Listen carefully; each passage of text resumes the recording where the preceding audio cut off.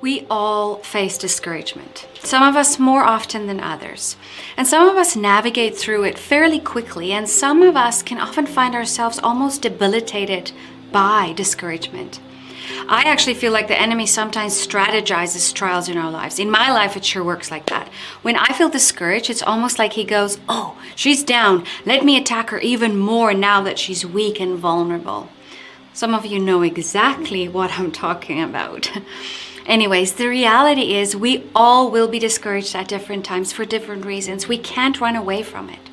But what we can do is to equip ourselves with the word in a practical, applicable way so that we're able to recognize the discouragement and respond to it, telling it to go right back where it came from and not allowing it to steal from our lives. In Matthew 11, we read while John was in prison, he got news about all the amazing things Jesus was doing, but John didn't believe it right away. How bizarre, right? I mean, this is John the Baptist. He's the one who baptized Jesus and heard God's voice out loud. "This is my son in whom I am well pleased." He knew Jesus was the Savior, but in this place John found himself. He doubted and questioned whether Jesus really was Jesus. What I want to highlight is the fact that John was in prison, so he was clearly in despair and obviously frustrated. But he was also very angry at Jesus, because why did Jesus even allow him to be in this place? Why didn't Jesus come to rescue him? Can you sense the discouragement that he was facing? So from this place, John decides to send a note with two of the disciples to go ask Jesus if he really was the Jesus, or is the real one maybe still coming? John knew very well that Jesus was the Savior. He knew for a fact, but in that moment, in that place of discouragement, he couldn't see it. He couldn't feel it. He couldn't believe it. But then when we see Jesus' answer, I love this. He tells the disciples to go tell John if all the miracles that they were seeing was real, which it obviously was. They were witnessing miracles. The blind can see, the lame can walk.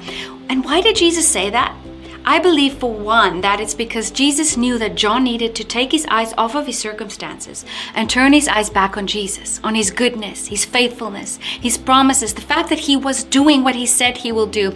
And that, my friends, is exactly what you and I need to do when we are discouraged.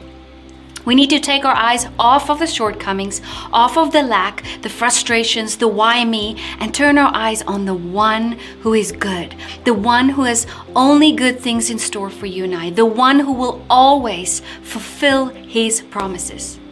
Now you might be wondering, but Ermery, that is easier said than done. And I know it's not easy, but I do believe with some practical tools in our tool belt, we will be able to apply the word when we find ourselves in a similar place of discouragement. And maybe you're there today.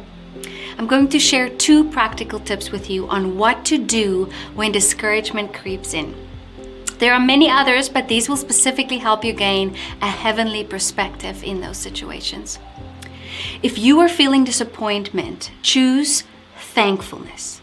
The natural thing to do is to look at all the shortcomings, the lack, the breakthroughs that's not happening, the pain, the hurt, the frustrations. And I understand how that feels, but remember what Jesus pointed out to John in Matthew. And he wants to say this to you today. You might feel like I'm not showing up. You might feel like I'm not coming through for you, but trust me.